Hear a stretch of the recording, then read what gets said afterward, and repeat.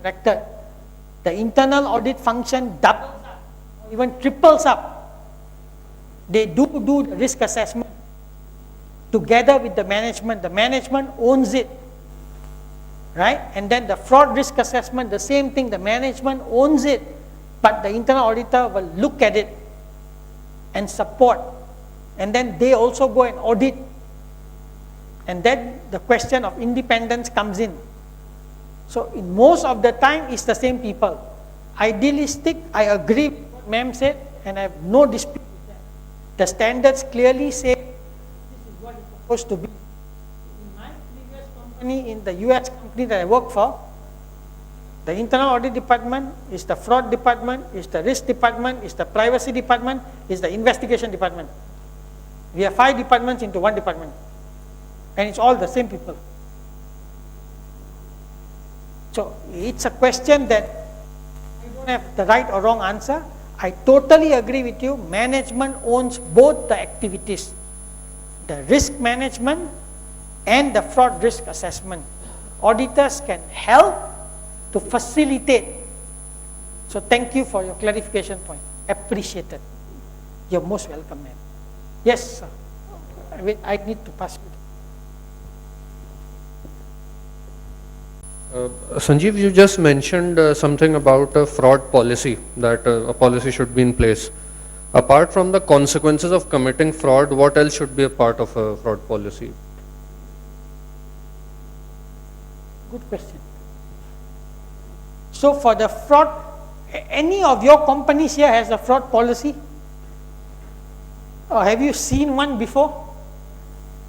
I'm sure those who are in professional accounting, you would have seen one in your own companies.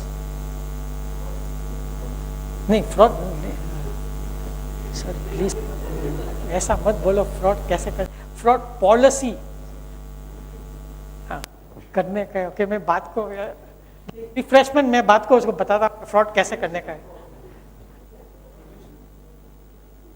so if we have not there are many things to the fraud policy. One is that the fraud policy would state clearly what is fraud and what would encompass.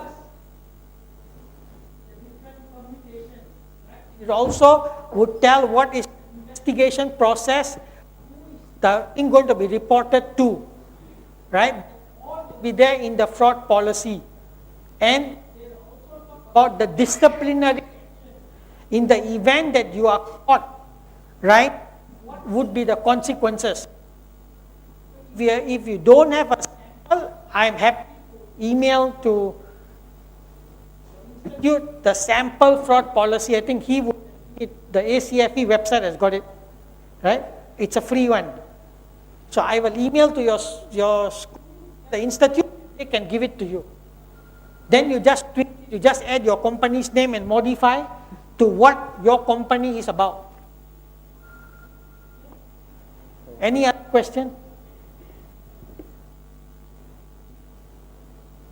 We only had one lady ask a question, so we need to balance out. We need another lady to ask a question.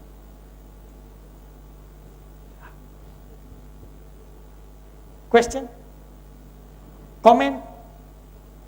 Madam, you are very serious. Question, comment? It means I'm terrible. There is no question and comment. Yeah. Auditor knows. Madam, mic le lo. The people who are doing it know, and they know that the others know, and yet things are the same. See, this is generally, when fraud is happening, everyone knows. And yet it continues under different heads, under different management, and it's so rooted in that people try and then give up. And like it continues. So that's actually the realistic position in every organization. It's not that you have to detect it. Everything is so obvious everywhere, wherever, like it's happening. And the management knows, the auditors know, the employees know, everyone knows. So tell me how to, like people come and people go. And it's all, the network is still there. Understand. It's a brilliant question. I don't have any more presents left. But I assure you the next time if I come back to Karachi, if they still welcome me back after what I have spoken, I will pass the present to you. It is the best question that I got. And it is a very tough question to answer. Generally, fraud, in most cases, every single person in every fraud that I've investigated so far in my years, it stared the management right smack in the face, and they choose to ignore it. Then it comes down to your own values. If you have seen something and you think that that something is wrong, you have to stand up for it and then live with the consequences of it. So what this fine gentleman said, and he agreed with me, I hope so, it's either you shape in or you shape out. In that case, either you join in the fun or you go out, because in Asia, right, and I'm talking not in Pakistan, in Asia as a continent or whatever you want to call it, we don't have protection for the whistleblowers who whistleblow on the fraud. Unlike the US, and my friends from professional accounting can comment, they are protected. In the US and Europe, you will be paid millions of dollars if you blow the whistle on a potential fraud, and if it happened to, transpire, then they will compensate you. But in Asia, if you complain, there are only two things that can happen to you. No, sir. You will either go upstairs or you will go downstairs. It's very simple. Fiction questions, and they are very legitimate and thought-provoking questions where I don't have the answers, because it has happened to me before. I was an internal auditor for one of Malaysia's largest conglomerates called the Sime Darby Group. My boss, the head of internal audit, committed fraud. I raised it, and guess what happened? Sorry? No, sir, drama तो मैं इधर नहीं हूँ, मर चुका हूँ.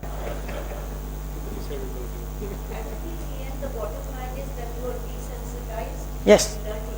Yes, correct. I got fired. They are doing restructuring.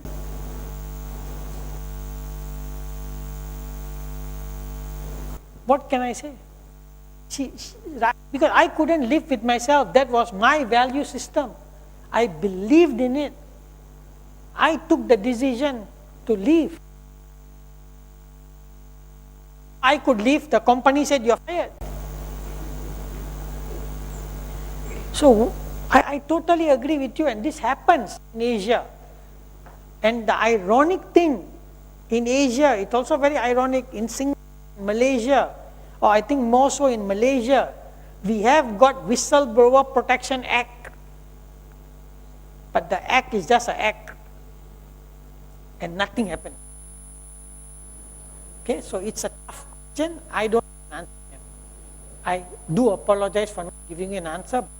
That's the reality. And somebody else wants to add something? Please, thank you for saving my day. Sir, mic de do. You want to throw the mic? No, don't throw the mic. I will get it. Isko de do, sir. Thank you. Yes. Please. I talked about the fraud with the owner of the business. He said to me that, in fact, the fraud is tolerable as a cost of business.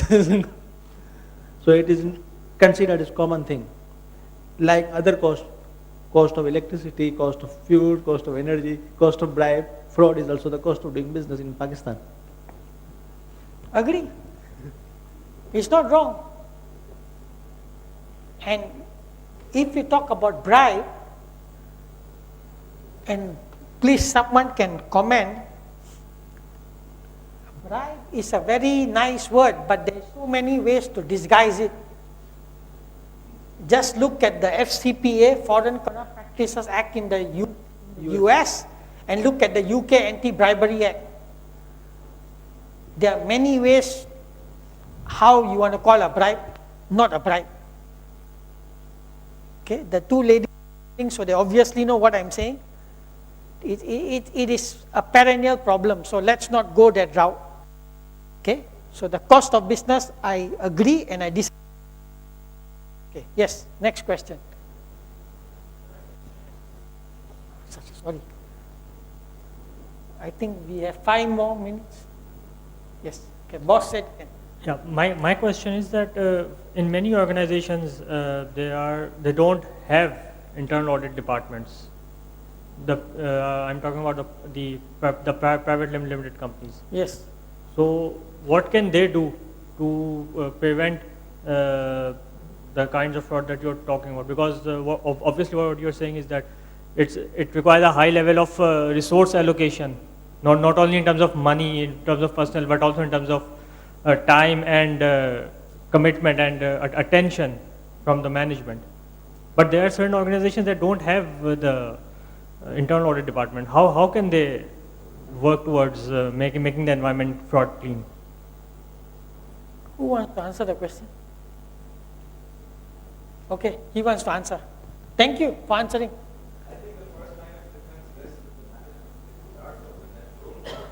Mike. Yeah, my good friend. Thank you for saving me. Boldo. I'm saying to start off with, the first line of defense rests with the management. Yes. The policies and all, they may have their own risk assessment area. Yes. As a second line, and then policies, of course. And then it comes down to the internal audit to have a look. So yeah, which is what the lady was saying earlier on. I didn't get her name, but I think she was that internal audit is not the first line. The management's duty and responsibility to ensure that they do what they need to do. In those companies, you have got directors.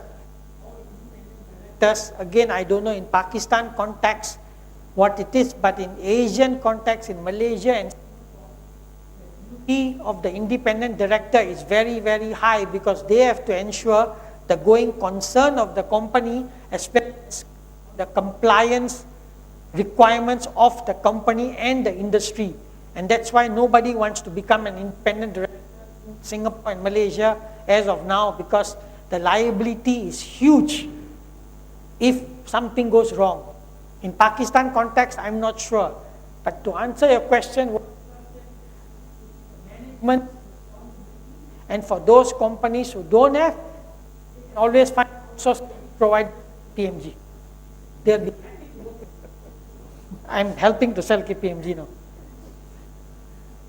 मेरे को commission मिल रहा है. Yes. There are two things I would like to ask. First of all, when we talk about question, okay, the first thing when we talk about the listed company specifically, there's a phenomenon of insider trading which we usually raise a lot here, and there are so many policies which guard companies in case of insider trading. Yes. However, there are so many sources and individuals or resources who usually just throw all the information out at the time of trading, or when the books are at the closing process, or when the results are going to be released, or there are some expansion going on, and there are newspapers quoting those sources without naming them. So why don't we mention those particular sources as fraudsters or in that sort of category? Why we always protect them through an insider trading policy, or when the individual is using the company's results, which are still unannounced, for profit through their own relatives or respective friends, etc. Why aren't we mentioning them in the same breath when we mention the fraudsters? And the second thing, if I can mention it here, is related to governance structures. When we talk about the independent directors or the non-executive directors, which we usually call here, there are so many non-executive directors who are just on a particular board for compliance requirements, and they are attending meeting for FI only sort of meetings. Why don't they usually play a bigger role in actually aligning the company's processes and governance structures as it should be, and ensuring all these sort of reporting and legal frameworks should be in place? Sir, Anybody आपको answer करना है sir? Yes, I need the mic. Mic किधर है? Sir will answer for me. But he is equipped and knowledgeable and respected in that area. Just a minute, I'll just. Yes. Consultation करके जवाब देंगे.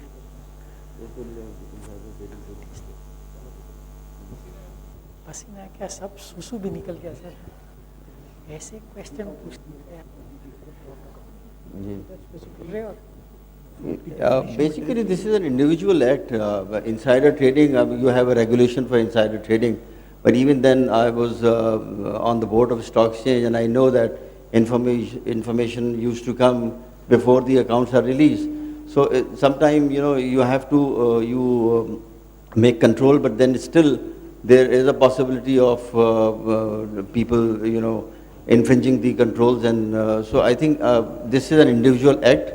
So I don't think that you can reduce the possibility, but you cannot eliminate this. This is inherent risk, sort of.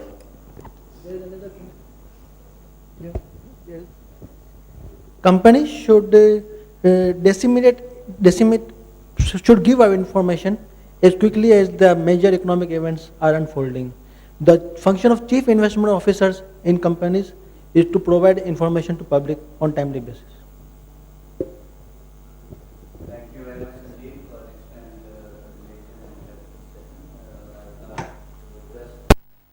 the Junaidi, who's the session chairman, to conclude with his remarks.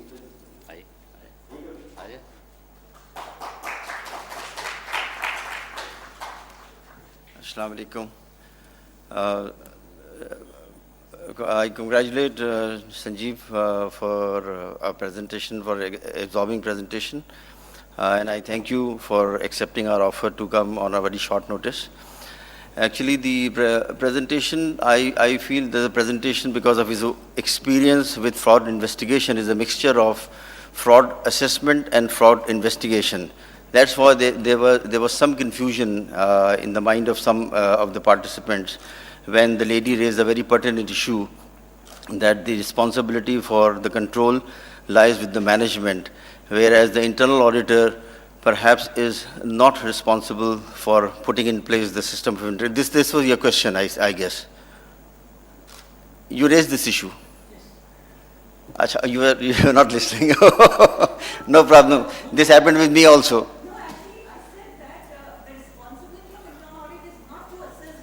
Yes.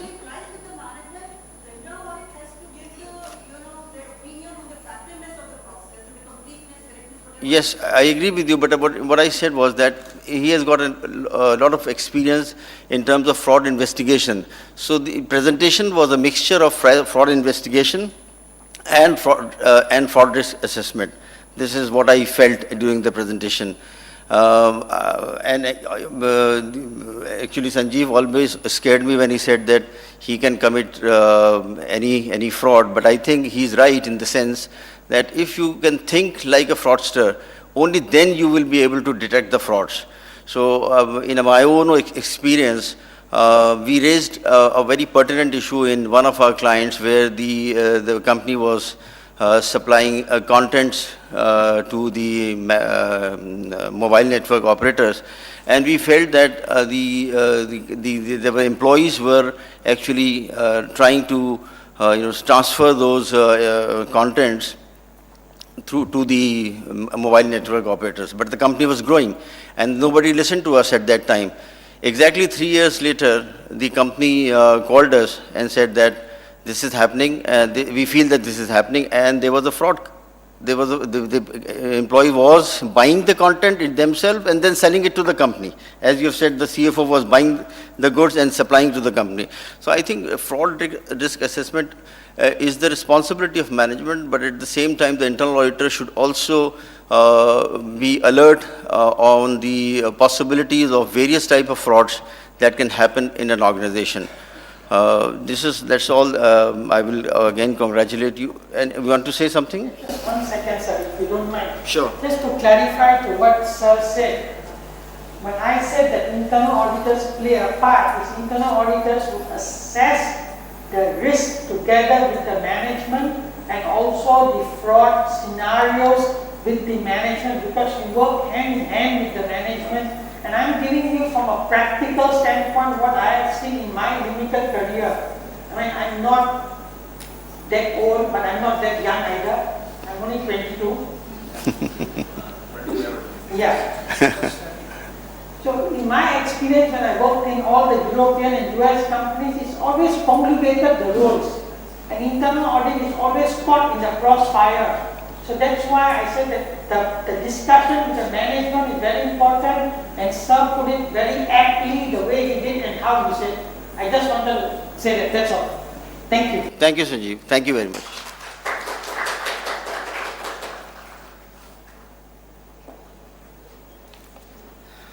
Thank you very much, Farooq sir. I would now like to request Farooq Saab to hand over the memento to Sanjeev. Sanjeev, if you can please come up and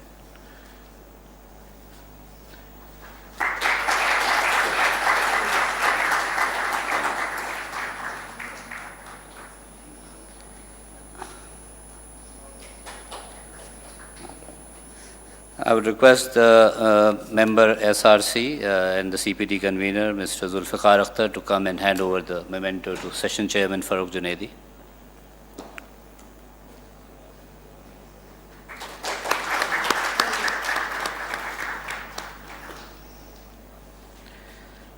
Thank you very much, everyone. Please join us for tea.